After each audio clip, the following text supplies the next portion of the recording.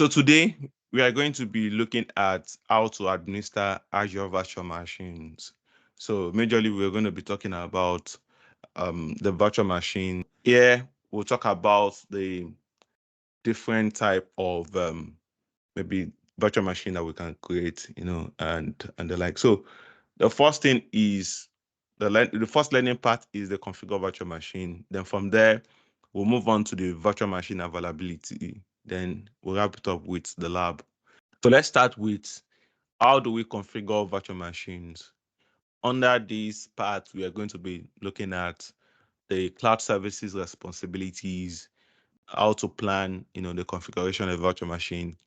We'll look at the virtual machine sizing, the storage, how do we create virtual machine from the portal, which is one of the lab I've completed in the Azure Fundamental course. You can take a look at it. I might not go ahead to do this demonstration. Then we'll look at how to connect to the virtual machine, which we've done in the class also, but we can still take a look at it. Then how to connect to a Windows virtual machine and how to connect to a Linux virtual machine. So there are different ways, depending on the port. Let's start with the cloud responsibilities. We talked about the PaaS, the IaaS, and the SaaS, which responsibility falls on the customer and which responsibilities actually falls on the cloud provider. Since virtual machine is actually an IaaS service, here we'll be looking at what are some of the responsibilities that falls on the customer and what are some of the responsibilities that falls on the cloud provider, as against the on-premises environment where the customer manages everything. The responsibility falls, everything that needs to be done in there falls on the customers. Then here we have, at least the data center is taken up. We do not manage the data center. The customer doesn't manage the data center. The only thing the customer manages is, the virtual machine and all the application, part of the network on the virtual machine and the likes. So here, when we look at the data center, because we are not responsible for the physical device, we don't care about where the physical device is, with the server which is hosting the virtual machine. We don't care about where that machine is actually, is. What we care about is just, the service or the resource that we're making use of. So the data center doesn't fall on us, just the same way it does on the on-premises environment. Then when it comes to the network, the physical network, where we have the cable, the router, the switch and the likes, the only thing is when I spin up my machine, I just want a network, I want network to be on it so that I can actually maybe expose it to the internet and the likes. Then here we have the physical host, which is the server itself. That server where those virtual machine has been created on. That's what we refer to as the physical host. So in our traditional way of managing applications or managing files and folders, or let's say the on-premises environment where we have an IT room, there we should have, some devices, servers, we have cables everywhere for our network. And all these ones we're saying, if you are making use of a laptop, or let's say you are making use of the computer system in the cloud, you do not need to worry about, the cables. You do not need to worry yourself about the server, so no data center, no physical machine, no physical network. So those are the responsibilities that falls on the cloud provider, Microsoft in this case. Now, when it comes to IaaS, which virtual machine is one of the services, one of the resource under that IaaS service. Now, what are the responsibilities that falls on the customer? So for IaaS, the operating system of the virtual machine, when you create a virtual machine, you can actually decide what operating system goes on there. Do you want a Linux machine? Do you want a Windows machine? That's whatever operating system you've put on there, you will be the one to start managing it. That's one. The second one is the network controls. For the network controls now, we take full responsibility of how the machine is being accessed. If you want to block access to the internet, if you want to block incoming traffic, so you can use the inbound, the outbound rule to set that up. So you have the full control of the traffic that is coming in into the machine and the traffic that is going out of that machine. And that's why you have it as the network control. Same as the application on the machine.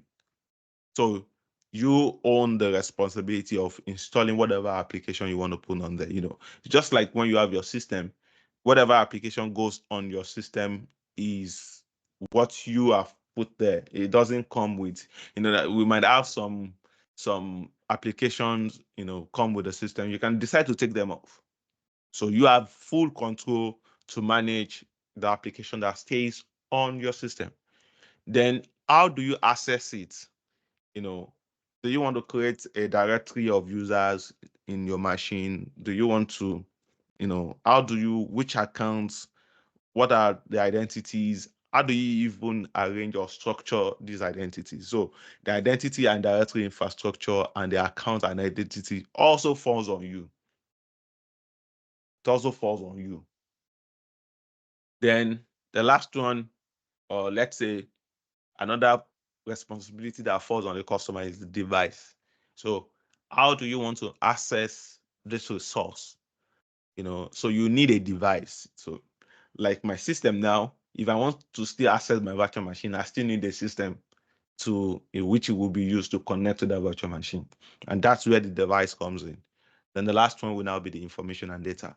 So what the files, the folders that I put on the machine, are all my responsibilities.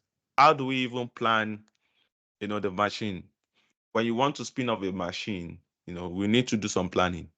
The first thing is to start with the network. We talked about the virtual network, where you create an address space, and within the address space, you can create different subnets.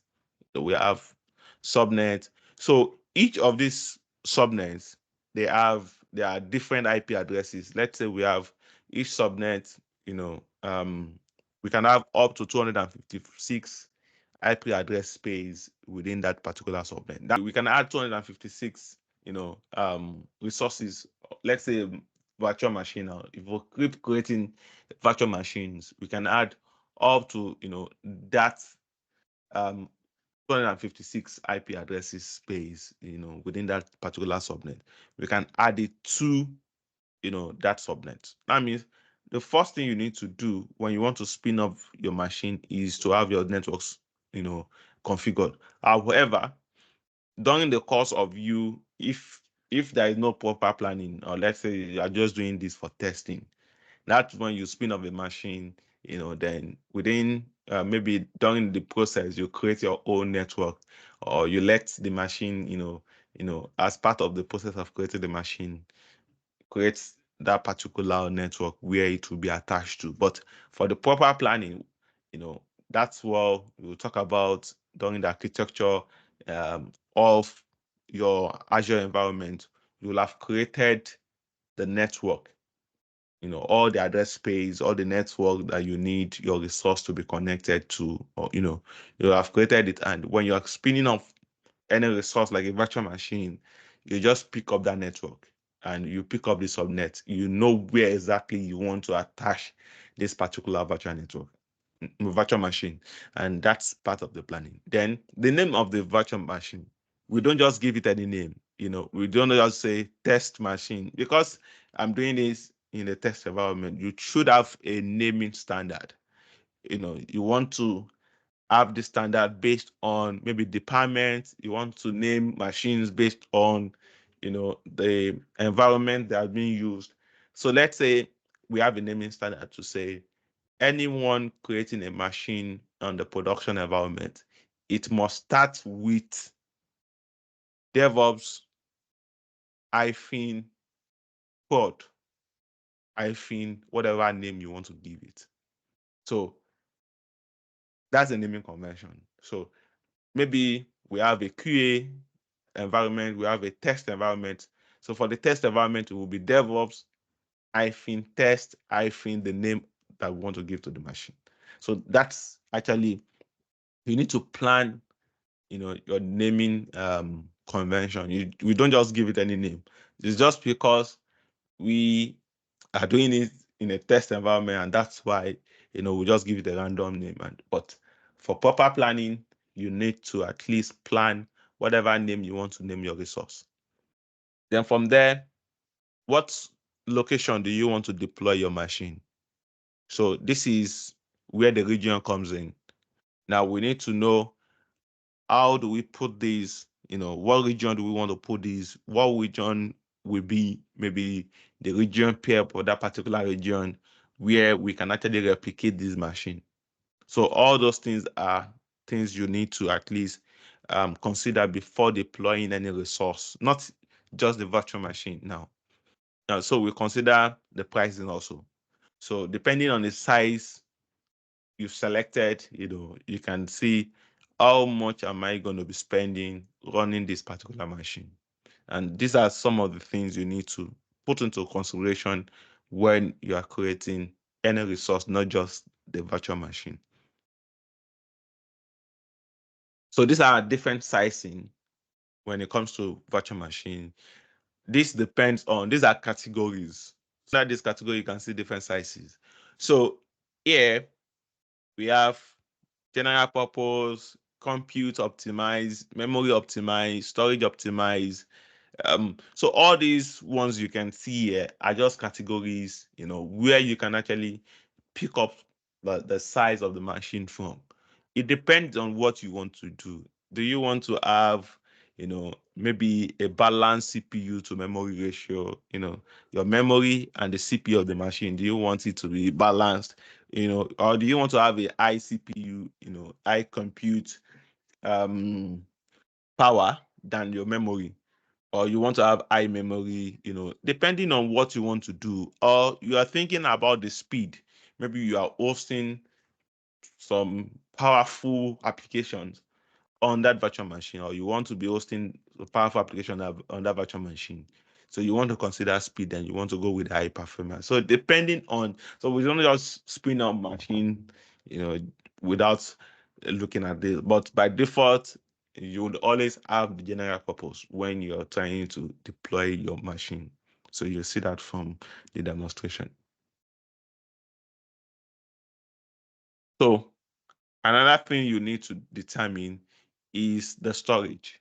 So when we talk about the storage account, just the same, when we talk about the storage, just the same storage that we have on premises, those are our machines. We'll talk about maybe the HDD, the SSD, the premium SSD, and authorized SSD, depending on what you really need it for. So if it's something you just use for testing, there is no need for you picking an SSD machine, or premium SSD. The standard is okay. The HDD standard is okay. Do you want to set up? So by default, an OS disk comes with the machine, because that's where you have the operating system on, and that's why it's called OS disk. That's the operating system disk. By default, your OS disk, that storage will come with the machine. So that one might be that same disk that we can see, local disk C, that you can see on your system.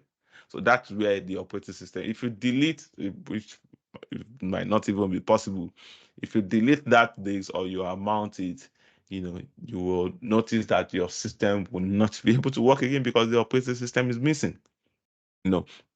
So by default, the OS disk comes with whatever machine, even your on-premises machine, your laptop, it comes with it.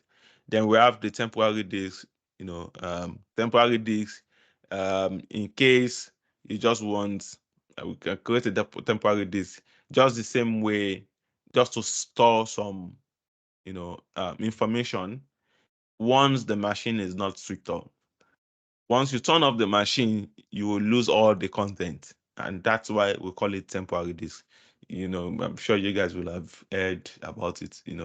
Um, so aside that, we have the data disk, if you want to have a data disk, which is optional, you can still make use of the OS disk, and that's why you can see it here that the data disk is optional. So I'm sure you guys only have one disk. Most of us have only one disk on our system, which is the local disk C, and that's where the OS is. And within that OS, that's where we still store, within that disk, that is where we still store our files and folders. But if you want to segregate, if you want to separate it and have a data disk, which is not compulsory, that's why you can have it as optional, So you want to decide if you want to add that or not. And you can see here your OS disk or the data disk resides in a particular Azure storage account.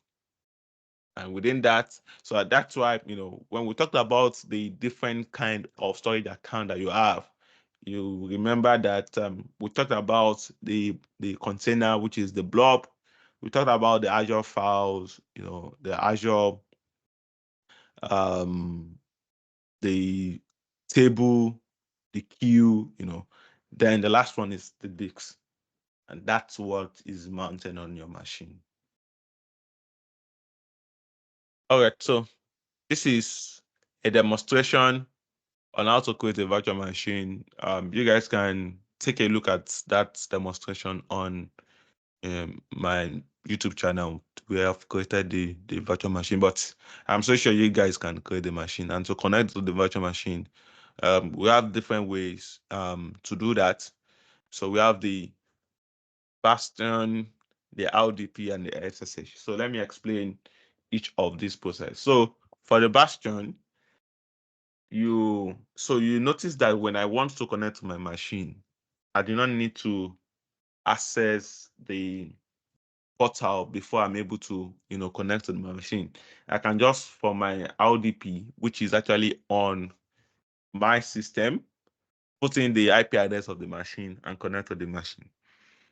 And that machine that I did that with was actually a Windows machine, So I'm making use of the LDP, and that's why, that's the remote desktop connection. However, for the Bastion, I cannot do that. I need to first log into my portal. That's the most secured, way to connect to your machine. So you cannot just connect. You can't connect from the outside world. You need to first, create a Bastion network or subnet within your network. And every time when you want to connect to your machine, you need to log into the portal, and from there, you connect to your machine. Very secure. So you can see this is going to deploy the Bastion for me if I click on this, and if you want to deploy it manually. So you still need to deploy the Bastion within, the virtual network where the machine is. And that's why you can see. So it's telling me to pick. So that means it's just like you connecting to your machine within a closed network connection. So you cannot do that from the internet just directly. So you need at least to first connect there and create a Bastion subnet. Then from there you start connecting to the machine, which is the safest way to connect. But there is a lot of overhead. Before you can actually do that, you first need to create a subnet. Then from there you start connecting. And the last one you can see there is the SSH. The SSH doesn't work with the Windows.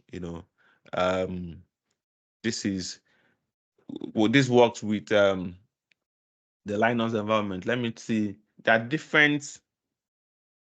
Let me see.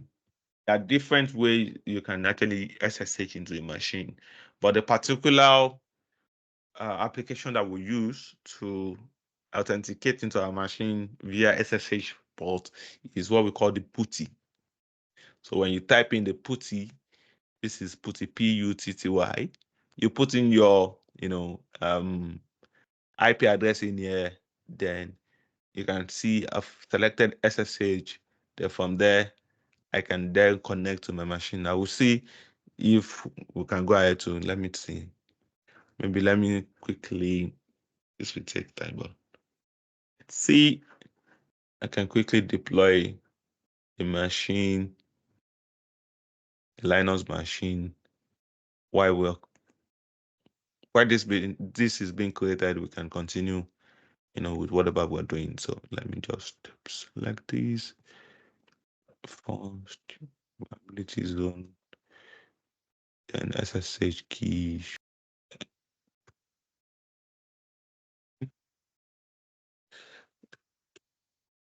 Just give me a minute.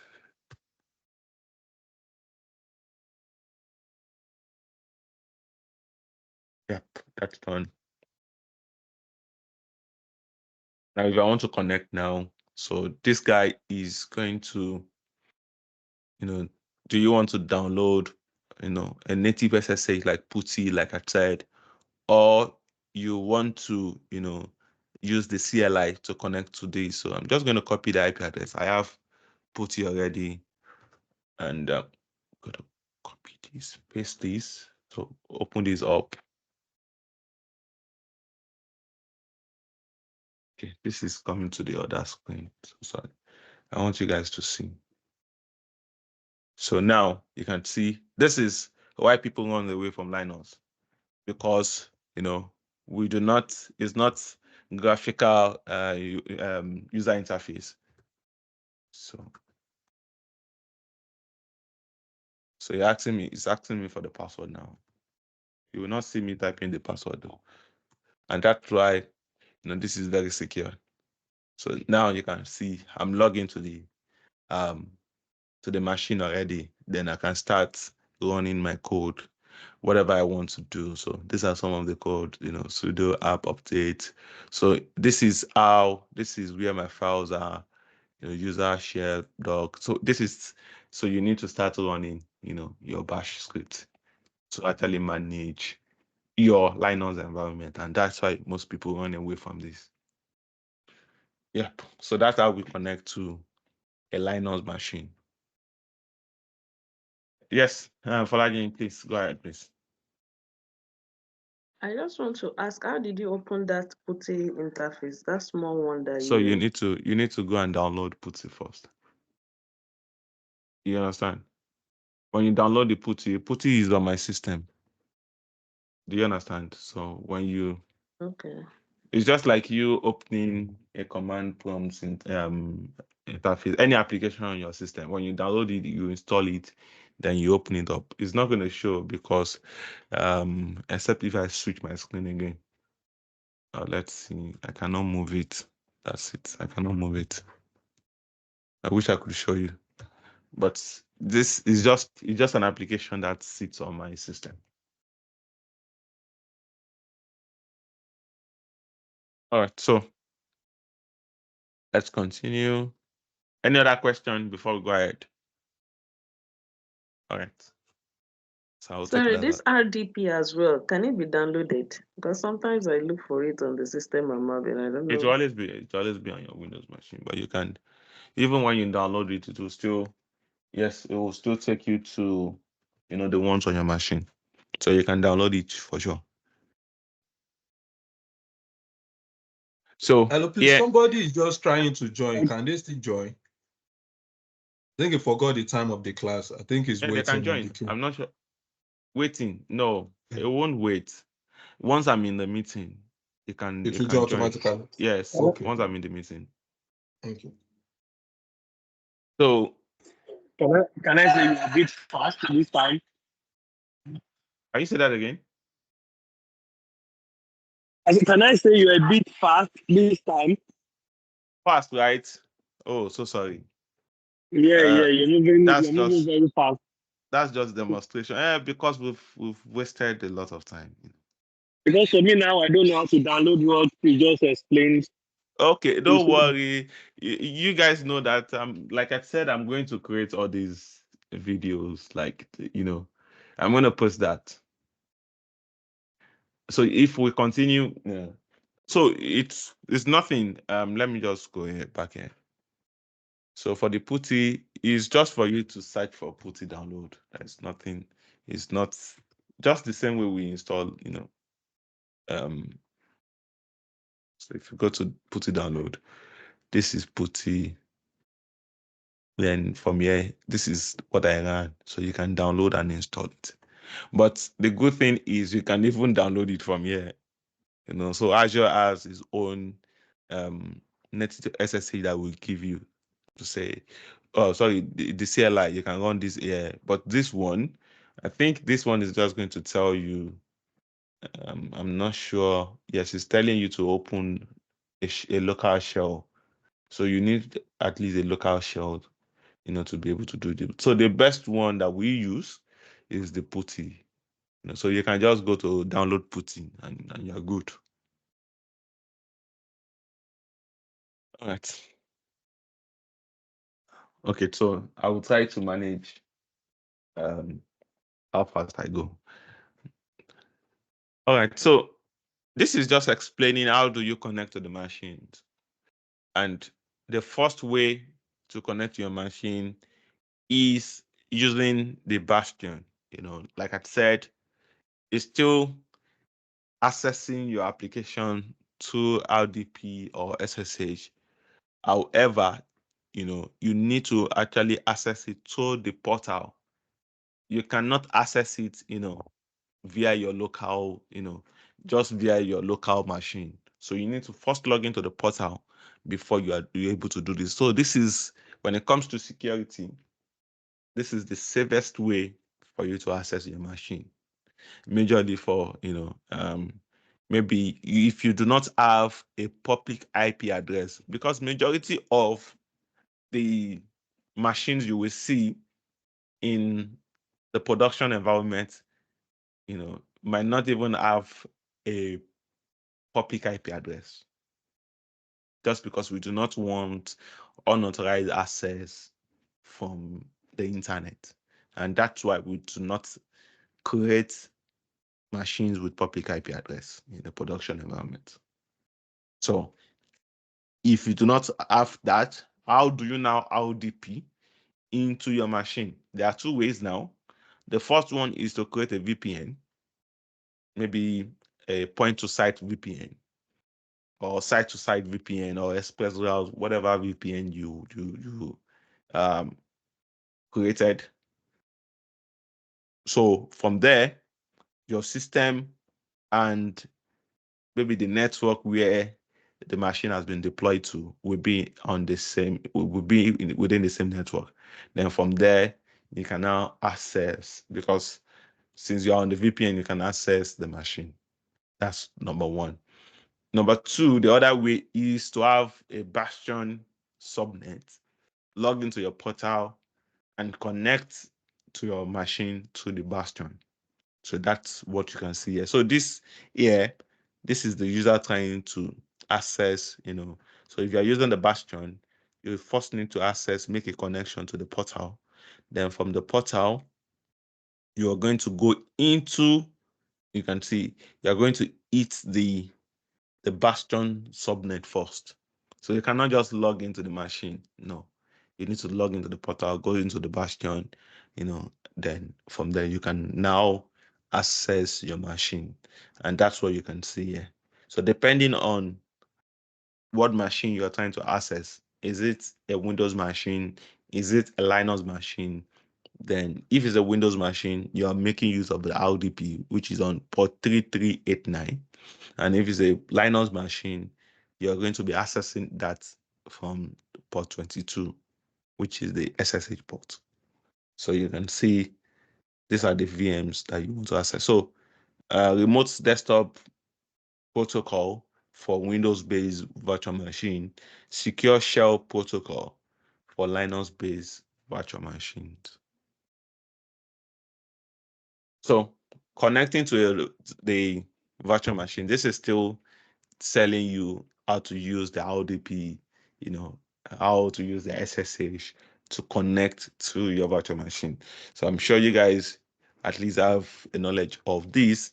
I've done this in the class, using the RDP to connect. So the same remote desktop connection that is actually on your system. My system is not up now at this moment. So if I try to connect, I'm going to get an error. So that's why I do not, because I've not started that machine. So it's not going to connect. So, but normally I should be presented with where I need to log in my password, then I'm able to connect. So yeah, that's how you connect using the RDP. For Linux machine, is that you're using, so you could notice that I changed this to password the other time. So you can authenticate using an SSH key, which is very secure rather than using a password. You know, Colin, any question? Oh, sorry. Please, I just wanted to know if there is any other reason that could be responsible for me not able to connect through that RDP. If I'm opening the RDP interface and I'm using the public IP address, and I've started the machine just like you said. Is there any other thing that could be responsible? There was a time I tried it and I was getting one kind of error.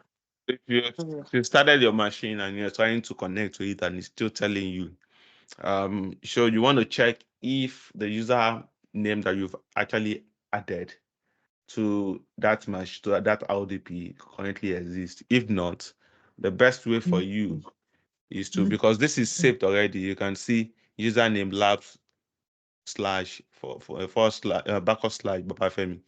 If this guy is not on the machine, this is not going to work. So I can show more option and take off the the username and try to connect to the machine only with the IP address first. And when that is connected, then I can now put in the username and the password. So you can decide to check that also. Okay. When you authenticate into just in Windows, in Windows we use password. But when you're connecting to a Linux machine, you can use the key, or you want to take advantage of the password. So SSH is actually a protocol that is used to connect to Linux virtual machine. And so you need like the protocol port enabled, which is the port 22 enabled on that machine before you can authenticate into that machine. So let's talk about virtual machine availability. The Azure Virtual Machine availability. Here, we're still looking at, how do we make sure that our virtual machine is always available? Yeah, so we talk about the maintenance and downtime. How do you set up availability set, which you guys at least? So what do we know about the update and the fault domain?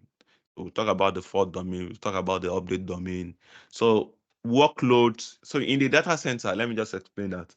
In the data center, we have what we call, rack.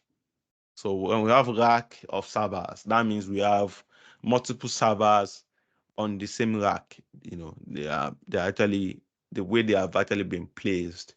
So all these multiple servers, all these servers, they are connected to one power source. That means if anyone goes there and take out that power source, it's just like you have been what do we have? This extension. Then you put in multiple devices. You plug in multiple devices. If someone goes to where the extension is taking its power and pull it out from there, all the devices that have been connected on that power extension will lose that, power. So that's the same thing that is happening here. So we have machines that have been racked, put in the same rack, then they are sharing the same power source, and these machines are restarted together.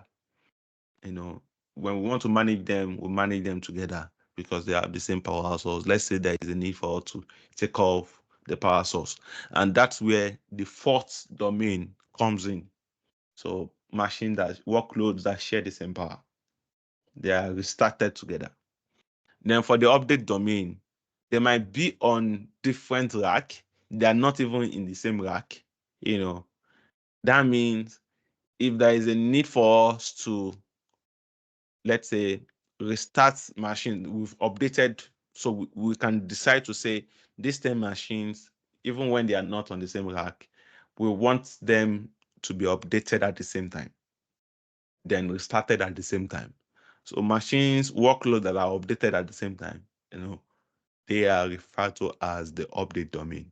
So how do we now use this one when it comes to replications, or replication strategy?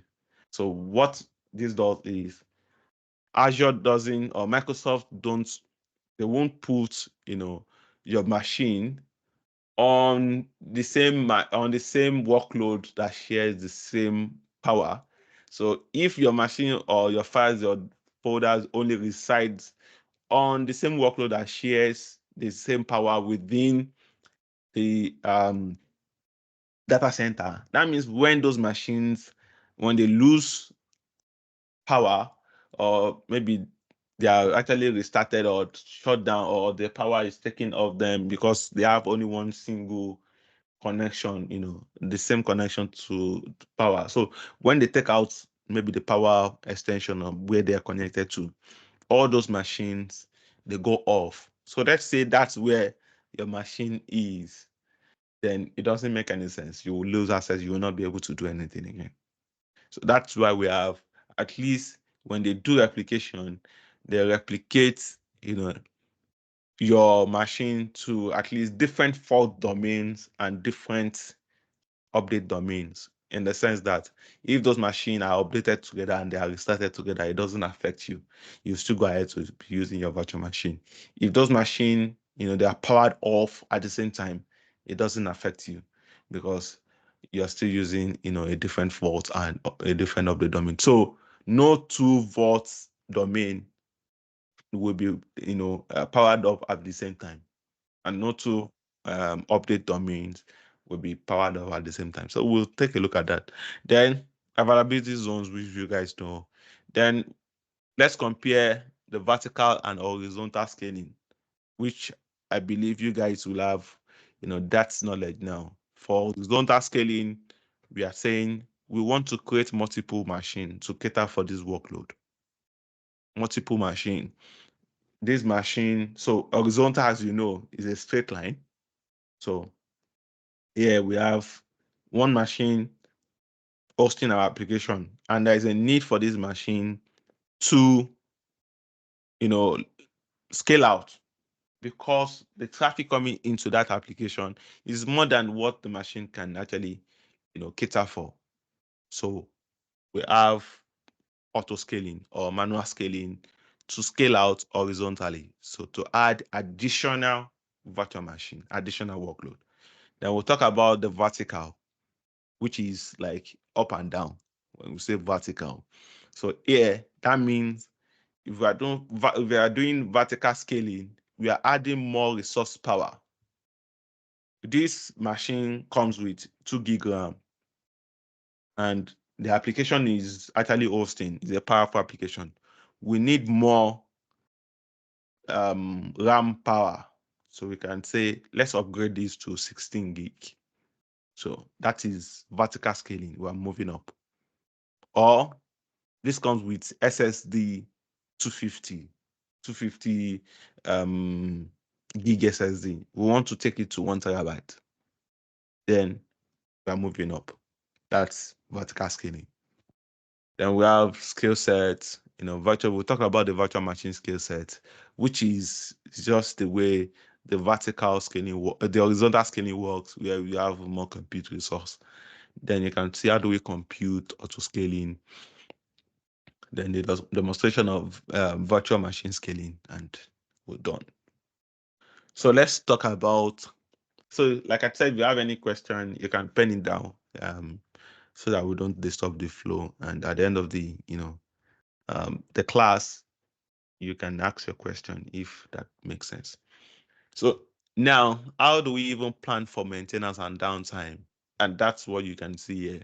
So we have, I'm sure you guys, when you want to shut down your server, if you have worked with server before, it tells you when you want to shut down, it tells you, is this an unplanned, maintenance or planned shutdown, or this is planned? You need to select one before, it goes up. So for unplanned, this is when the power just goes up. You cannot, you don't, there's no prediction. It just goes off. So it's an unplanned, that is actually a failure, and that caused actually it caused an unplanned hardware failure. So at this point, what is the next thing to do is a migration to maybe another region entirely, or another rack in the data center, or another data center, and this is not even done by you. So that's some of the things Microsoft have put in place to make sure your virtual machine is always available to you. So we have the unplanned hardware maintenance. So it's not planned. The hardware just goes off. I'm sure you guys have. Someone was telling me yesterday, he drove his car to the supermarket and he wanted to leave, and the car wasn't responding anymore. Same way, I could remember I went to the supermarket in Nigeria and I parked my car. I was the one that parked it. If someone else drove the car, I would have said maybe, you did something to it. And when I wanted to kick, it wasn't kicking. So those are some of the things you will notice with your machine also. You might turn off your machine. The next time you're coming back to the machine, you can't even turn it on. It's not coming up again.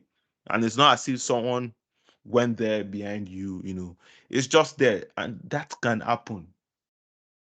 So there are some times that you have unplanned hardware maintenance. Just let's take for instance, Microsoft doesn't put in place these replication strategies, and you only have your machine maybe in one data center or in one server within one data center, and it goes off.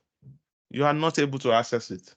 There's nothing you can do. You need to wait for them to bring the machine back up. So sometimes we might have what we call an unexpected downtime, when your virtual machine fails unexpectedly. So with that, what happens is we call something self-healing. It automatically migrates you to another machine pending the time. So self-heal. Planned maintenance. There are no action here.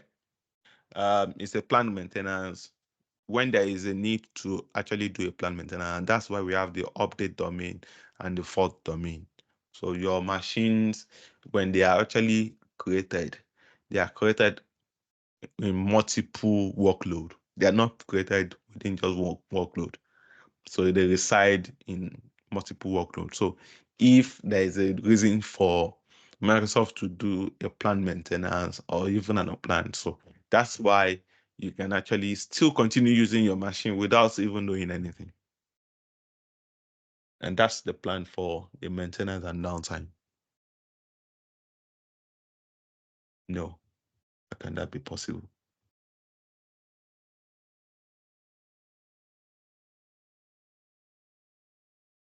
Okay. Now, we talked about availability sets. So Azure said your machine will always be available to you at least at a percentage of 99.95 SLA. So 99.95, I think, if I'm not wrong with my calculation, Microsoft is saying your machine might not be available to you for almost 14 hours in a year. Something close to that. It might not be. But that's just an SLA. So you cannot take them to court if your machine has been available for at least all the period they've actually promised. The 14 hours, that's not even possible for a machine to be down for 14 hours. Not even possible, but they are trying to put a gap to it. Don't take Microsoft to the court. So SLA, service level agreement of 99.95. So your machine would always be available. So you can configure your machine to be in different availability set to make sure that at least, so you can see here the availability sets. How does it work? It works with the update domain and the fault domain. And that fault domain I explained. So under the fault domain, you can see you have two fault domains. That means these machines, at least they are on two different racks. In case there is a power failure on one particular rack, your machine is still available. And that's why you have fault domain. You still have your machine in 5 different update domains. So that means even if they start restarting, different machine, the machines that are being restarted together based on updates. So you have different instances like that. So there is no way they could actually restart 2 update domain at the same time. So that means it still gives you the access to your machine, even when there is an update on some of the machines within the data center. You don't know what's going on behind the scene, but these things are actually happening. Azure will not send you a mail to say by on the 17th of June there will be a planned maintenance. Just like the way banks send it, they will not send it. That is being done, and that's where the update domain and the fault domain kicks in. So here, this talks about the update domain and the fault domain. And for the update domain, you can see this is the machine sharing the same rack, and this is another machine sharing the same rack. So these are machines. So we can have update domain 1, update domain 2. You can see this machine and this machine are not on the same rack, but they are actually restarted together. This guy, and this guy and this guy, they are actually, on the same rack. So all this machine goes down at the same time. So you can see you do one. It goes down at the same time. This is, the fault domain. This is another fault domain. These ones are started together because they have the same, power source. So you can see this perform incremental or rolling upgrade across the deployment. During planned maintenance, only one update domain is rebooted at a time. So there is no way this update domain 0 and update domain 1 will go down at the same time. Only one update domain is restarted at the same time. For the fault domain, you can see this is a group of machines that shares the same hardware, switches, and a single point of failure. So this fault domain can go down, but at least this will still be here. And that's why, your availability, Azure is saying, at least we have it in at least 2 fault domain. In case there is an unplanned maintenance, then your machine will still be available. This is just talking about the availability zones. We talked about this. You having it within your region. You have different availability zones. You want to replicate your machine to different zones within that region. So you do not want just a particular data center. Even within a region, a zone, you don't just want your machine to be, even if that zone has 3 different data center. No, you don't just want your machine to be there only. You want it in different zones, so within that particular region. And with that, Microsoft says, if that is the case, you're picking 3 different availability zones, or you want your machine to be replicated within different zones, then this is an SLA of 99.99, which is more reasonable than using availability sets. Then this talks about the comparison between the vertical and horizontal scaling, which I've actually explained. So when you scale up, when you scale down one particular instance, that's what we call the vertical scaling. So you're adding more compute power. But for horizontal scaling, you are adding more instance because the particular instance cannot cater for the incoming traffic anymore. So you can see additional instance is being added there. So that's the difference between, the horizontal scaling and the vertical scaling. So how do you even configure this?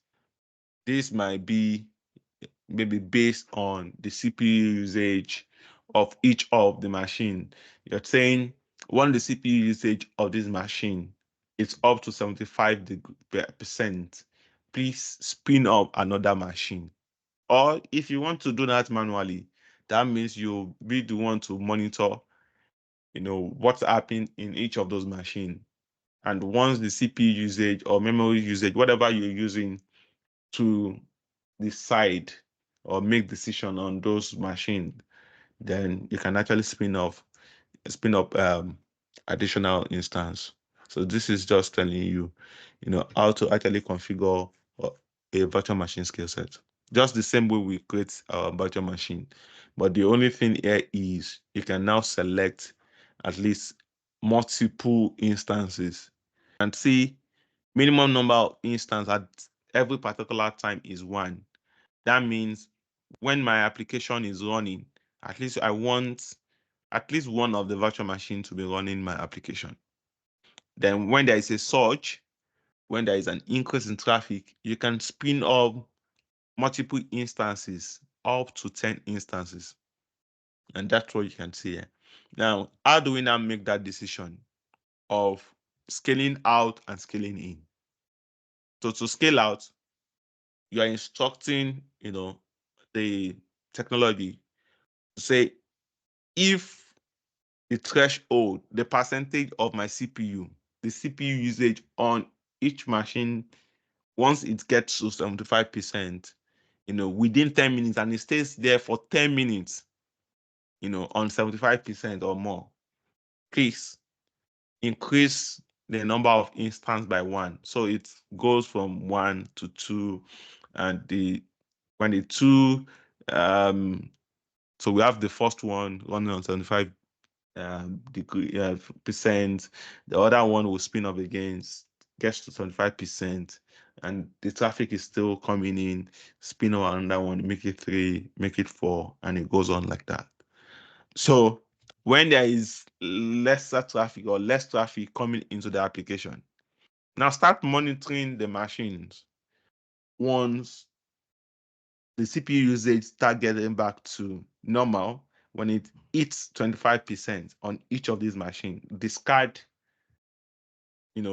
each instance. So when it gets to 25%, to discard that instance, it takes it back from 10 to 9, from 9 to 8, from 8 to 7, and the likes, and it goes on like that.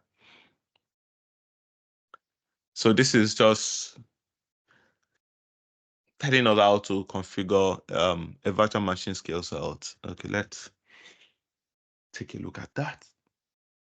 So just the same way I've created my machine, you can search for it, but yeah, I can do that from here. So if I go to machines, you can see virtual machine scale set. No, that's not it. This virtual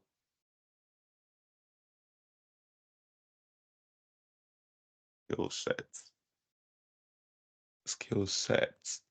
Yep. So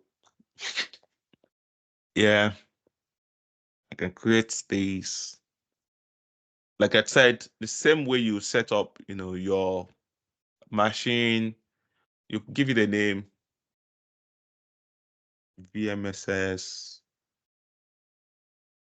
West Europe, availability zones.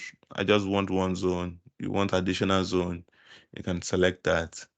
Then leave it as flexible. Instant count. This is manual updates. I want to do auto scaling.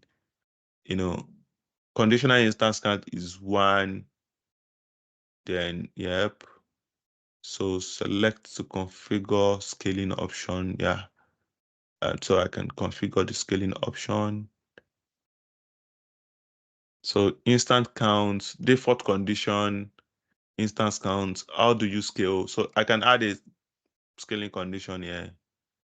So this is not scheduled, Yeah, if I'm picking this guy, let's even pick this guy. So this is saying, yes, auto scaling. I want an instant count. Initial instant count should be 1. I do not want to. So this is the limit. I don't want 20. I want 10 instances. So the CPU usage must get to 80%, and it must be there for 10 minutes before you can actually scale out with additional instance. Then when it gets back to 20, then you scale out, yep. Yeah, you scale out to, this. Yeah, that is fine. So this is created with this default. Then I save this. Hold on. So default, yeah, scaling policy. Yeah, that's fine. That's fine.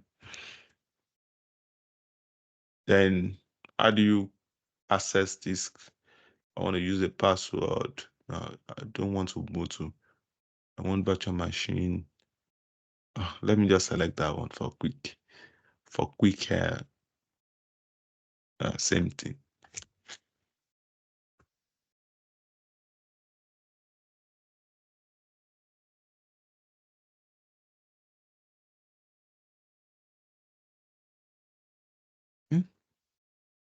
So Spotlight, statistics, networking, disk networking, just the same way we have that. So this is why we said, if you need to plan your networking before you start, adding whatever you need to add. The management, how do we upgrade node? Now, the upgrade node for manual has been deselected because I've selected automatic, which is auto scaling. So the advanced. So you don't need to worry yourself about this. So you can just go ahead and create at this particular time. So this is going to review. So did I select? Okay, load balancer. So I need to create a load balancer because when you have multiple machines, at least how do you now load balance? Between them. So you need to create a load balance. We talked about the networking. So there are no. So I don't have any load balance at this particular time. So depending on what port do you want to access and how will your customers get to the port, and that's why you need to do that. So let's wait. This is passed.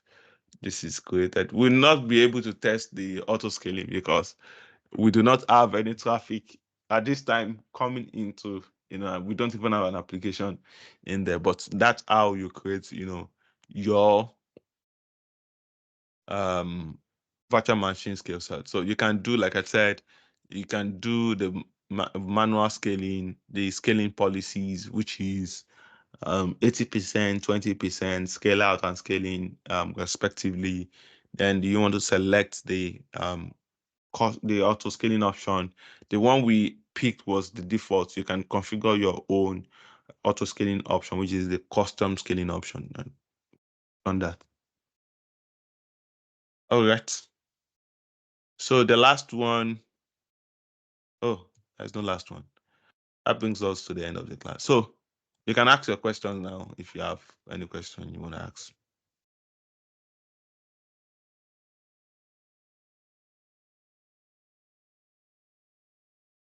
Are you guys still there?